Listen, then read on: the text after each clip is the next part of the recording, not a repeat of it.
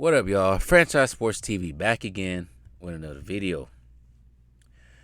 So, during my 2-week hiatus, lots of stuff start popping up, right? And so, I wouldn't say it caught me off guard, but I don't think it caught anybody off guard. Maybe it caught some people out here off guard. But Chris Paul, was traded to the Washington Wizards. Actually, I did make a video about that for Bradley Beal. And then he was traded again from the Washington Wizards to the Golden State Warriors for Jordan Poole. And as far as Jordan Poole is concerned, at some point, being a fellow Milwaukeean, I feel bad for him. But at the same time, when you spend $500K on a regular Dominican chick from the Bronx and you don't get nothing out of it, I do not feel bad for you, you simp. But anyways, I gotta be careful how I say stuff on YouTube, because you know how YouTube is. But the part that feels bad for me for is that this fool, it's just been a bad year for him. He got sucker punched, knocked out for the whole world to see by a raging donkey with big teeth, Welvin the Great, aka Draymond Green. And everybody saw it. Everybody, some people probably laugh. And then Draymond never really got in trouble for it. Nothing happened to him. Jordan Poole did have a stint in December when, I think it was later, he had a stint in December when he actually seemed decent. And all of a sudden he just fell off, especially during the playoffs. I don't know what he was doing in the playoffs against the Lakers at all.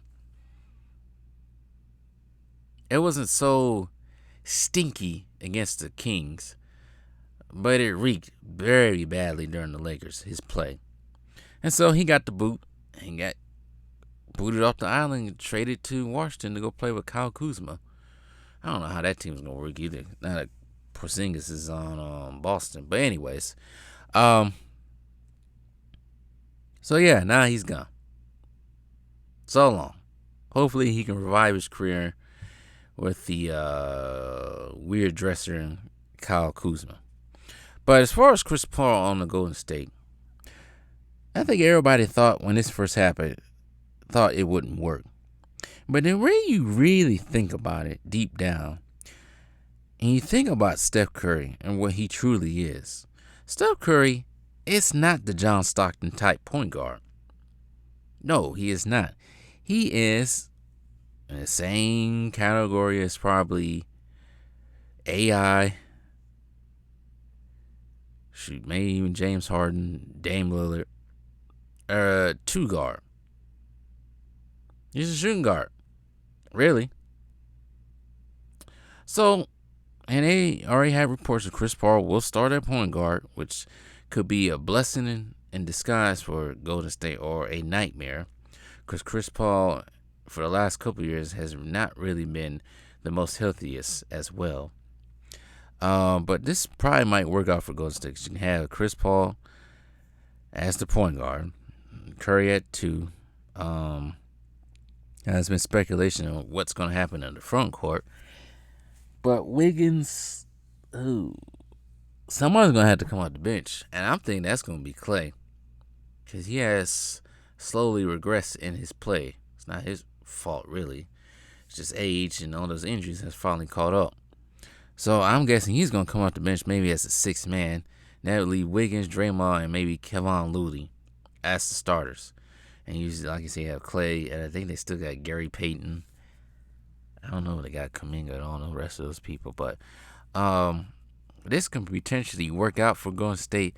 But this is also can be a nightmare for Golden State, because that backcourt, Chris Paul is not the defender as he used to be back in the day. And all these guards that are coming up are freaking athletic as hell.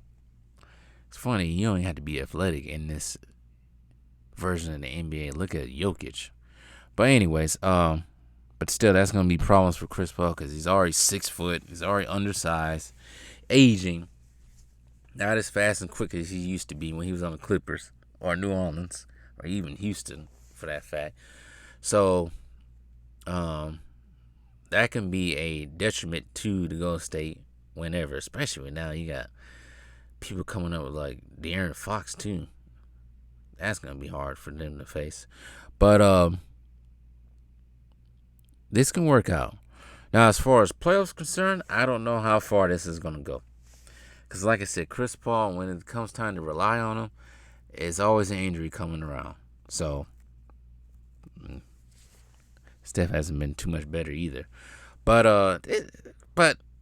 outside of that, outside of the what can possibly happen, this is just a weird pairing. I would have never thought in 1,000 years that these two would be on the same team together, Chris Paul and Stephen Curry.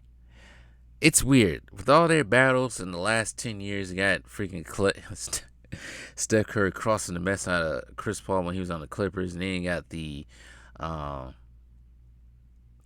back to when Chris Paul was on Houston, the shimmying. Actually, I think Chris Paul kind of owned Stephen Curry during that series, that 2018 Western Conference Finals.